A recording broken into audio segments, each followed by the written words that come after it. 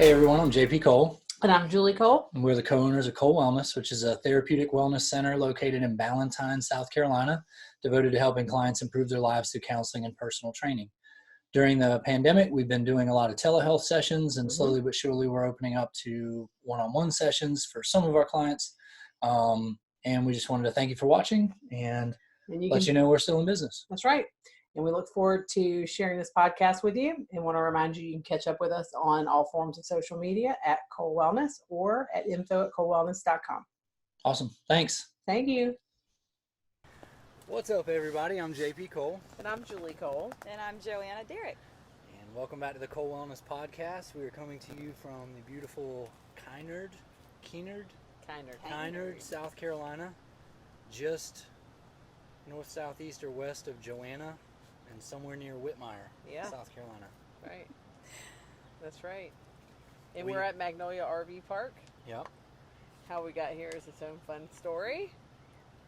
Memorial Day adventures. We were originally supposed to be in Kings Mountain, up near the border of North Carolina, but we had a tornado come through, knocked out all power, water, bathhouses. Let's clarify. The tornado knocked out the power. The power runs the water to the campground. Yes. The campground bathhouses are closed because there's no water. I didn't want everybody to think that a tornado actually came through the campground. It wrecked the toilets. It did wreck the campground. I mean, the state park we were in. Poop everywhere. Yeah. No, there was Fun fact. Look it up online. I'm sure you'll find it. No, but there were, seriously, hundreds of trees down. But not in the campground where we were. That was the blessed miracle. It's on the way out, yeah. But, everybody has their Wizard of Oz story. Ours is that, all hell's breaking loose. And I said, is anybody hungry? Yeah. And I cooked hot dogs. Yeah, we ate hot dogs. Started raining. Pulled the pop-up tent down after all of our phones started doing the... Oh, they all went off with the alert. And she was like, it says warning. Doesn't that mean there's an actual tornado? We were all like, nah. Maybe? I don't know. But who wants a hot dog? Yeah. Well, the wind swirled, and we all were going to make a run for the bathhouse, and then we said, wait, let's not overreact here. And then we put the pop-up down, sat there for a minute, and I said, who's hungry? Let's have hot dogs. So in the middle of a torrential storm that left hundreds of trees down across the roads and literally tore up the better part of the outside of the campground part of the state park. Yeah. And we were cooking hot dogs, and we have a classic picture. We're all everybody's huddled under the thing, and she's got a picture of her son eating a hot dog, soaking wet. Yeah. So I was letting him play out in the rain as the tornado came through because that makes sense. It's safe. Yeah. So this week's piece of gratitude is for hot dogs and tornado avoidance. Tornado. That's a good one. I did have one of our friends, when I texted him and told him what happened, he was like, get away from the camper. They're attracted to those things. But, yeah. So we had to pack up and leave because because there's no water. They had the bathhouses closed down, and our setup for this weekend isn't a primitive setup. It was a very much domesticated, full 30 amp and water hookup.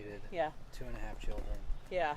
So string lights. Yep. That's right. We got the string lights up and everything. It wasn't a primitive campground situation. Although I do have to say, proud mom moment.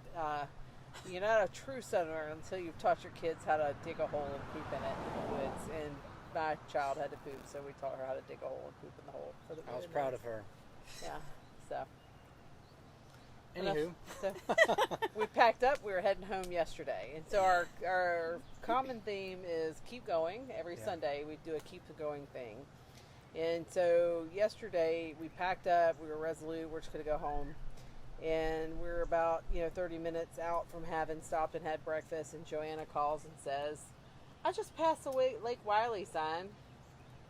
What do y'all think about trying to find another campground? And we were like, I don't know. But that got JP thinking. So he pulls off to the first of... I don't like being challenged. Because everything was booked. So I automatically assumed everything would be booked. And it kind of was. But we pulled over, called 1,000 different places. For an hour and a half, we called places. Literally on the side of the road in a church parking lot. And then we stumbled across a gym, and thankful to the staff here at Magnolia RV Park in Kynard, South Carolina. They worked really hard to find us some spots, made it work. We've got a nice, comfortable place. So if you're ever up near Clinton, South Carolina, that's where we're at, right? Somewhere near there? Between Couple Newberry exits. and Clinton. Yeah. Mm-hmm. Not far from Columbia at all. Super nice RV park. Great and staff. Wonderful staff. Sweet, yeah. Yeah, they are. And so we lucked out. Yeah. Yeah. And we already recorded one episode of this podcast that had no sound except for kids screaming in the background. Per normal. So they're not here anymore. We have them locked in another camper We've handled that. with no adults. We gave them to other campers. No. They're tablet tending right now. We have a babysitter. It's called Yeah. a tablet. So we called around. And so the theme here was that we persisted, right? And you were said earlier, there was twice, right? Twice that we came to you and said, we're done. Yeah, yeah. It was more, JP is done. Because he was the one calling and talking to all these people and getting shut down or finding hope that, he'd found a place, but then they would not have a functioning bathhouse or, or they weren't letting people that weren't staying there for at least a month use the bathhouse. Yeah, because of the COVID stuff. Yeah, and so 2 times she texted me and said he's done. But this was the first place I called. So and we talked about this on the first episode of this podcast. But it's been a really important thing for me to learn this balance of when I'm pushing my will and when I'm, you know what I mean? So when I say I'm done, it's kind of that feeling of all right, I've called 100 places, none of them are panning out. Maybe this isn't supposed to happen. Yeah. Right. But I still keep it open, open-handed. This very first place that I called was hey, let me try to maneuver some stuff around. What's your cutoff time? And I said, we'll probably be in the area for another couple hours. She said, well, let me call you back. So I'd already said, I'm done. We'd called all the state parks, called everywhere we were willing to drive to, and nothing panned out. So I was kind of all right, maybe that's our sign, and then we get 30 more minutes down the road and she calls back and it's we got exactly 2 spots. Here you go. And it's kind of all right, well then this is our plan, Yeah. And let me just say too, our story is part of what compelled them, right?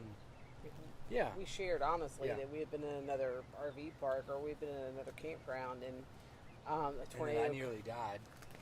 That a tornado had come through and knocked out the came power. after me.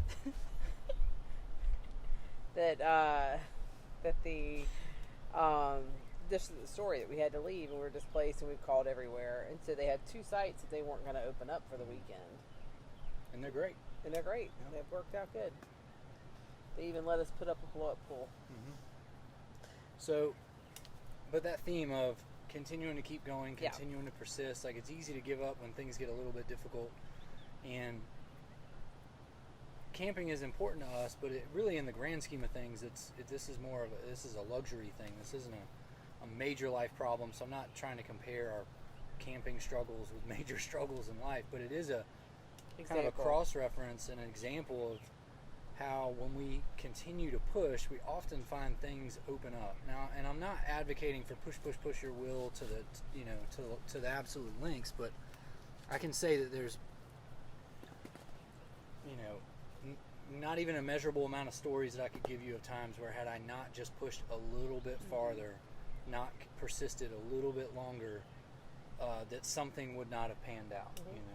And actually with camping, we've had a lot of experiences like that where it's ask one more person for help, ask one more person for a recommendation, try this thing, and just one more conversation and a trap door opens up and you find yourself in a really cool experience. It's that knocking on the door and waiting for the answer, waiting for somebody or it to be answered, instead of bulldozing. Yeah, you don't have to take it and ramjack it open. Yeah. Right. It's that we talked earlier about who's getting that? Sorry, we hear kids screaming in the camper. They're fine. They're good. Attending to the moment, it's about attending to the moment. So the keep going isn't about.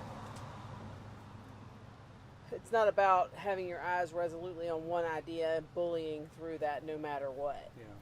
It's about tending to the moment and knowing that you're going to continue to move forward. Yeah. And allowing some measure, the open-handedness is allowing some measure of letting life guide you, or circumstance guide you. What we're talking about was attending to the moment. Yes. When you're attending to the moment, it's not about resolutely like I'm going to do this and you're just barreling straight ahead. It's about keep going. Is about tending to the moment and allowing that we're going to keep going as we tend to the moment. Understand that what comes our way is what we can work with. It doesn't mean we don't set goals either. It just means that there's this happy place between totally laying down and not doing anything or giving up and pushing so far forward that we're pushing ourselves to the and everybody else past the point of what's comfortable. Yeah. And in recovery world, it's like doing the next right thing. They're still screaming, doing the next right thing, and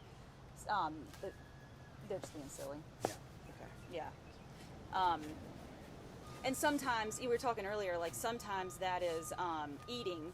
Sometimes that's taking a shower. Sometimes that's what we did yesterday and trying to find the new campground. But it looks different on any given day, moment, whatever. Yeah. I'll get You gotta handle that. Okay. Can y'all hear my kids screaming? Screaming. Y'all, the first time we had all the kids making all the noise, there's no background noise. Now we got trucks pulling in and out. There's somebody backing down there. Kids are screaming in Joanna's little clamper. So earlier you talked about, showing up, people showing up in that space with you, and we were talking about how sometimes JP had mentioned earlier that, that keep going is about when you get to that last piece and you feel like you're really done. Sometimes you recognize that if you just take that next step forward, there's actually 20% more. And what we really talked about is that sometimes that 20% more is what you grab from another human being. Like you're willing to ask for help at that point. You're willing to open yourself up to new possibilities, to change your mind about ideas that you had. And because of that, something comes your way that gives you that push that you need, that 20% more. And you were sharing about the idea of the Jeep and the camper, so I didn't know if you wanted to go there. Yeah, I'll tell the story again. Two stories. One, back when I was not in recovery and still doing all the unhealthy things to myself. I'd had a particularly rough night and lots of adventures that were not good for me or anyone else. And I woke up that morning, of course, feeling horrible, no hope, all the things going through my head of how I'm going to stop the madness, the chaos, all that. And just crying and crying and crying. And I don't even remember the details of the story or how my sister ended up coming to my house, but she came. And she was trying to console me, trying to write the madness in my mind and make it logical somehow to me. And how I shouldn't be doing these things, and that just went completely over my head. But what she did do, though, is open my pantry, probably, get herself something to eat, and saw what a mess my pantry was, just pasta boxes open, spilled out, flour everywhere, no order to it, and she looked at me and said, we're going to clean your pantry out. And so we did, and in doing that and looking into this pantry, which was, I guess, a metaphor for my life, I saw that with very little effort, the pantry looked fantastic, and for whatever reason, that gave me hope that I, too, could, maybe shift something internally and externally, maybe, to help myself. And it gave me that extra little oomph to get over the hump and move on with the day. And, at that point I had 3 kids, and they were with their dad that weekend, I'm sure. But it gave me enough fortitude to take care of them, take care of myself. I'm still here and breathing and talking, so I guess I took care of myself somehow. So anyway, there was that part. And then fast forward 8-10 years, and in the past couple months, not the past couple months that I'm in recovery, but I'm in recovery now, and over the past couple months. Yeah. I've determined that I was going to get a Jeep and a little camper, and I was going to start going camping and taking these trips with my son, and I did it, and what has given me, though, the courage to keep doing it are the Coles and the community that they surround themselves with also, that go on trips with them, and I've had the courage to keep pushing forward, and to not do a lot of times what I do is to start something and not follow through or not finish it or get bored of it or whatever it is. But each trip has been an adventure of its own, and it's fun, and it keeps me going, so those are just the two stories that I told earlier, but it's been the people who have shown up in my life that help me, not even necessarily asking to help me, but they reached out their hand and I took it. It was the willingness for them to reach out and for me to take the hand. Yeah. Well, I really like the pantry story, because it's like all of these examples, it's not just a metaphor. Like how many times in your life have you opened up the pantry or taken a look at some area of your life that you felt completely overwhelming, but with a little bit of work and with a little bit of help from somebody else, within a pretty darn short time, normally far less than you thought it was going to take, there's resolution, and you go, like, okay, this is manageable. I can take this over, whether that's starting a business or working things through a relationship or with your physical health. I mean, how many times have you been like, man, I'm not going to be able to surpass this level of strength or endurance or whatever it is. And with a little bit of help and a little bit of work, it's not easily attainable, but attainable far more realistically than you think. And I do think that the clutteredness of our life is a direct representation of our headspace, and how quickly that can be cleaned up. That, like Emmett Fox talks about, you can have heaven or hell now. It's not necessarily this eternal thing in the future. It's very much we can declutter and create peace and serenity in a very short time, but it's not without work. Yeah, and it doesn't have to be with complication, though. Right. Like yesterday could have been so complicated. It could have been so complicated. And it was, with a lot of the variables going on and all the information that was coming at JP, as Julie and I sat there and did nothing. We took care of the kids. Yeah. That's right. Which is really important. Yes, it is. But it could have become very complicated and overwhelming, but it didn't have to, and we didn't ask it to. We were willing to take it or leave it, whatever happened. Well, that's it. And JP talked earlier about being open-handed, and it's that concept. So before you were talking about how the keep going piece is also where you find the high-hanging fruit, and so it's said that there is a reward. I don't want to say payoff, but a reward or a moment where you can relax and feel like you've kind of accomplished something. It's why it's the pushing through and going to grad school, right? It's the getting sober. When it's easy not to get sober. It's there are all these pieces to it. It's the developing, real intimacy in relationships, and that's true in friendships and in intimate relationships with life partners, and that kind of stuff. It's that piece where people show up. Where people show up. And the point I made earlier with the Jeep and the camper for you was not that we didn't just say, hey, Joanna, you need to get a camper and come with us. We didn't drag you out of something. Yeah. We met you in a space you were already in. So you had your own intrinsic motivation. We just met that. Right? Yeah. And so I think the other piece about it is you can't create that for another person. Being there for another person doesn't mean dragging them along. It also doesn't mean you're not hitching your train to our wagon.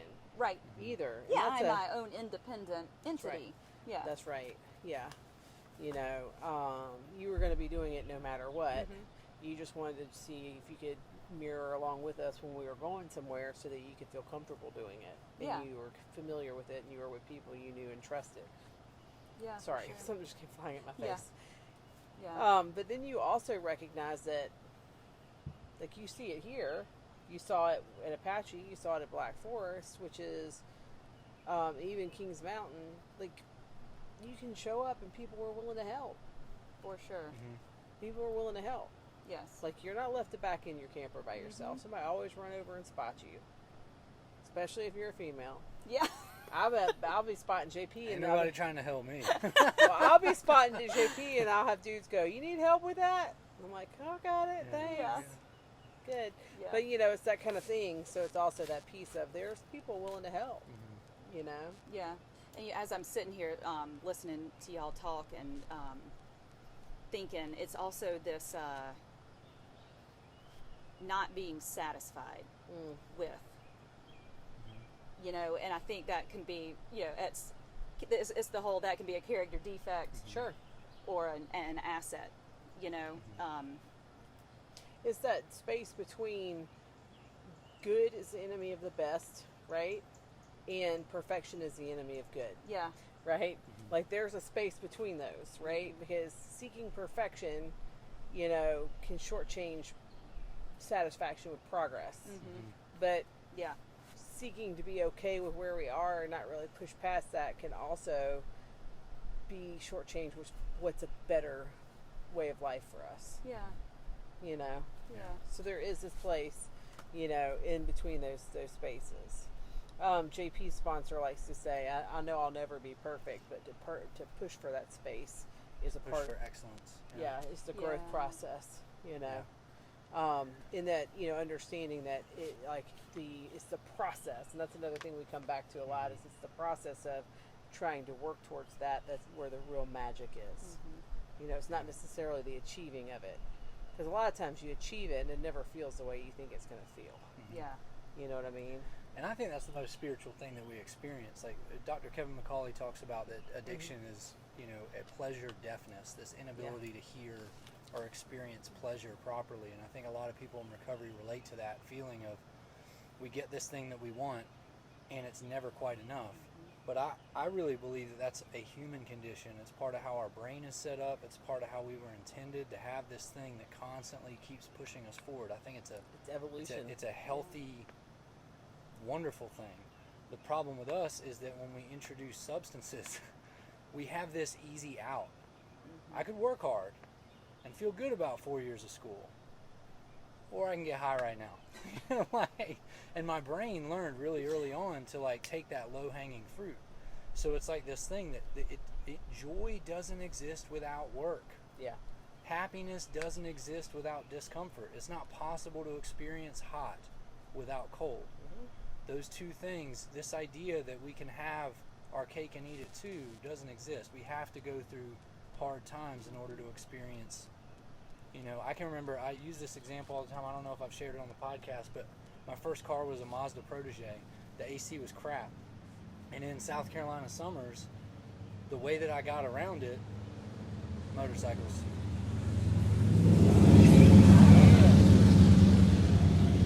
The way that I...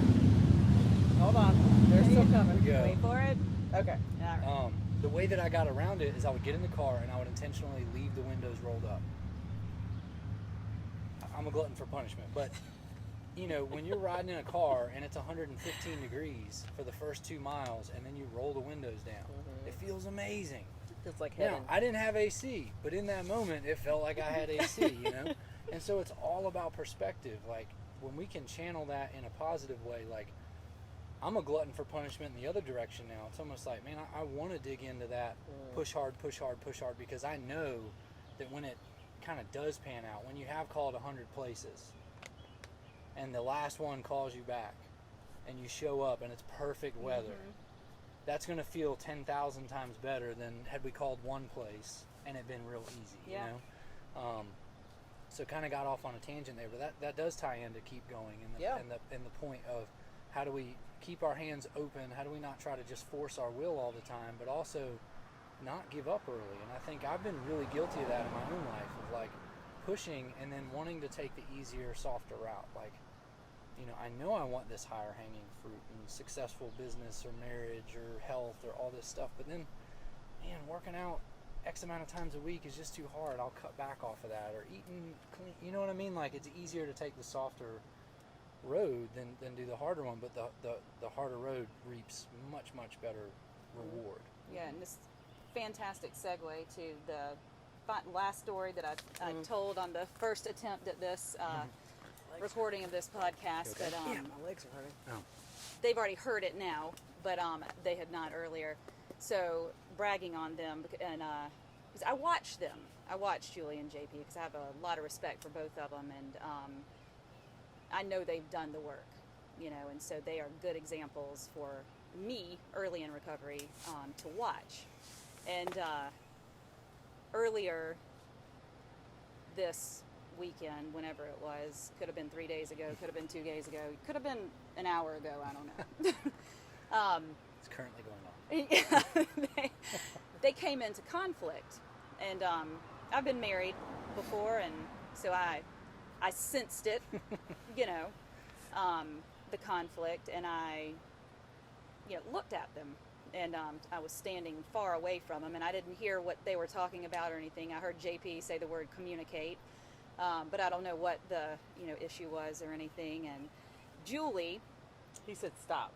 yeah, but so he was talking to Julie, and she did what I would have done. Oh, yeah. She turned to walk away, and JP said stop, and it was not in a woman stop kind of thing. It was just it was a matter of fact. Angelic. It was not angelic. It was open-handed like you would with a psychiatric patient who's psychotic. Stop. Stop. Yeah. Stop. No, it was just a matter of fact, almost cue to her to like, you're getting into your bullshit. Stop. Yeah. Is what it sounded like to me. And Julie turned to him, not in a, coming at you kind of thing, but just she turned to him. She turned to her husband. And because I think, I like to think she recognized it. And Yes, husband. yeah. And they worked it out, and I've noticed a couple times, and especially the more I spend time with them, they, like anybody, come into conflict, but they have, through hard work and pressing on and keeping going, they have learned what works well for them, and learned how to work through the conflict without injuring each other or, quite frankly, the people around them, because who hadn't been around those couples that are so uncomfortable to be around, when they come into conflict and stuff. And that, we also talked about it the first go around, the whole idea of you've got to be comfortable with being uncomfortable to push through and to get to that high-hanging fruit and not settle for the low stuff, not settle for the survival stuff, but get up to the good stuff, Well, we talked about also the importance of utilizing the resources available to us to be able to do that. That, when we got together, the way we communicated, we were like, it was like from being from the same continent, but just having different dialects. Like we couldn't quite connect what we were trying to say, especially in conflict points. And so getting into counseling early, like couples counseling, we started with pastoral counseling and it evolved to full-blown, like therapy. But we've been in some form of couples counseling since we were together for 5 months. Our whole marriage, our whole dating life. Yeah, I mean, and it was good. I mean, we consciously did that through our engagement and through our and so I tell people all the time, like, it wasn't, and JP said earlier, it wasn't because we had problems. It was because we wanted to be the best version of ourselves. That we had we recognized that we could easily recreate the same patterns that we had with all these other relationships. And we actually consciously sat down when we first started dating, and we realized it was getting serious. Specifically, he was living in Florence, and he was moving to Columbia, and we said, what have we always done, and what do we want to do different? It was a conscious act. Yeah. And we pursued what we wanted to do differently. And one of them was that we wanted to We got a lot of experience with what not to do. Let's just write all that down, and then whatever's left out, we do that. Do that, yeah. Well, an example is we made when you were moving, we made the decision not to move in together. And we didn't formally move in together until we were married. And so, but the other one was that we decided to do counseling. And and what it's done is it's afforded us is that our cycles of conflict persist. I mean, I always tell everybody like those things are like personality things that I have, wounds or whatever you want to call it. Like they take on new costumes. They dress up differently, but it's the same power struggle as it has been for everybody I've ever been in a relationship with. And so and same for him is that the therapy counseling helps us evolve that so that we're continuing to grow. So our intimacy deepens, our connection to each other gets stronger, we're in it even more. And JP said earlier, part of why we are able to do that is we agreed there's no deal breakers.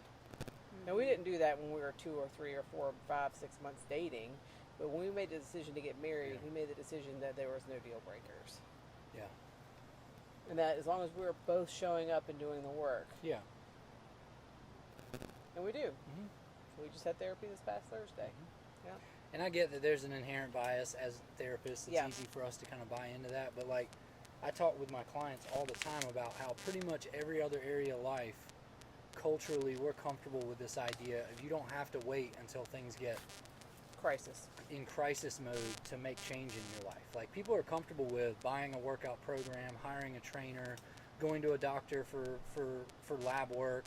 We don't have to wait until they're like, you've got 3 months to live to decide, all right, maybe I should make some lifestyle changes, But with our mental health, we're really slow to that because we have this weird stigma in our culture about, it's like, everybody has a body so it can get sick. We understand that, but even though everybody has a mind, it's weird if you're dealing with anxiety, depression, anger issues, emotional regulation, all of the things that we deal with on a daily basis. So we wait until it gets too bad. I wish more people were proactive about that process. It's been one of the greatest investments, after 11 years of being in therapy, we've still spent less than what a divorce would cost. You know what I mean? Like, and it's made it so much. So it's kind of like when I hear people, 12 or 13 years. We're 12 or 13 years, So it's just an interesting piece. So I do end up working in practice with a lot of people who are more wellness oriented or kind of like at that place where it's not because things are bad. It is because we want things to be better. And that's a cool experience. So it's worked for us. I like seeing it work more for other people. So, well, it's the idea that you don't have to regress to progress. We've gotten to this place in our world where our desire to progress is directly proportional to the pain we feel. And at some point, it's about we don't in life that will happen on some level, even with us. No matter how much we work, that will happen on some level. But that more often we want to get to the oil and not necessarily have to contend with the vinegar every time. Yeah. You know what I mean? Like the idea if you have to pour out vinegar to get to the oil, like we want to be able to, so our belly, it used to be we spent a lot of time pouring out the vinegar to get to the oil, and now we've more fine-tuned that. It takes us a little less time to connect, more time to, we connect quicker, we dig deeper, we evolve it. Yeah, and it's no longer that pain that has no gain with it. It's that pain and that uncomfortability that propels us forward. Into the good stuff. Yeah. Still pain. Yeah. Still being uncomfortable, but I get something. I get something from it. You know, and as a human being, I like to get something from it. I don't like unnecessary suffering. Right. But I'm okay with discomfort and suffering if there's going to be a payoff. A reward. It's growth. Yeah. And especially when that reward is bringing me closer to the people that I love deeply. That's right. I'm willing to do, whatever work it is. And here's the other piece is that as we do this together, we grow individually. Yeah. We're mirroring each other, and that's where the difference between, because we had conflict, we had crisis cycles in our early relationship where we were constantly just trying to repair crisis cycles, and there's a difference between that kind of a relationship and developing intimacy.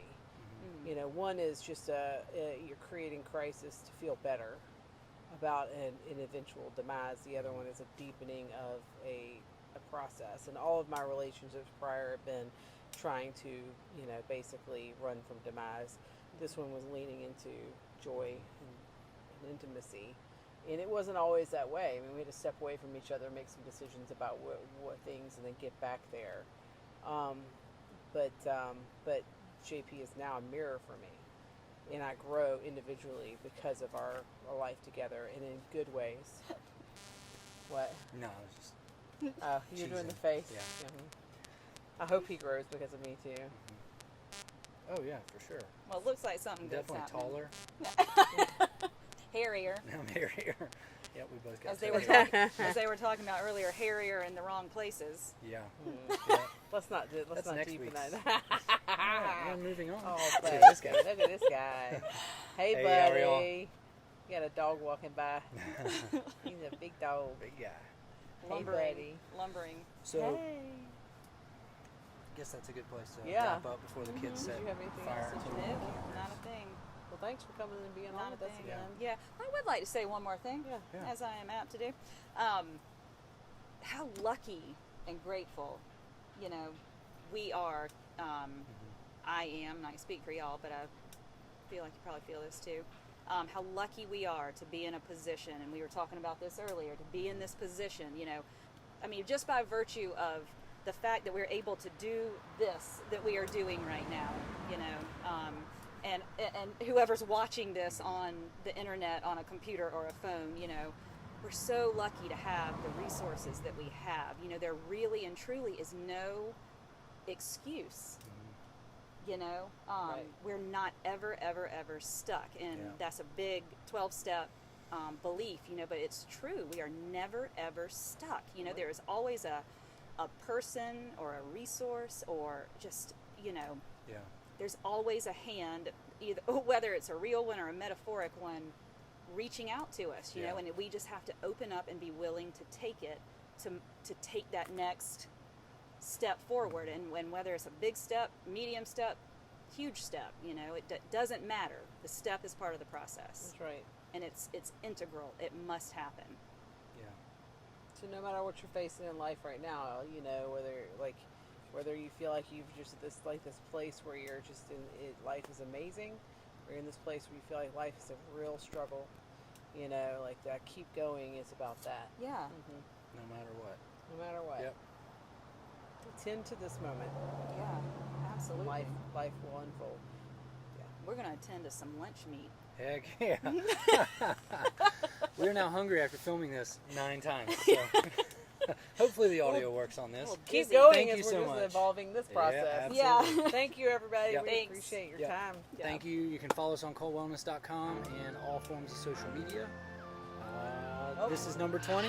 And here they come. There's a Oh, wasp they in found the camper. wasp, yeah. All right. Well, Here are the kids, so it's time to come back. have a good week.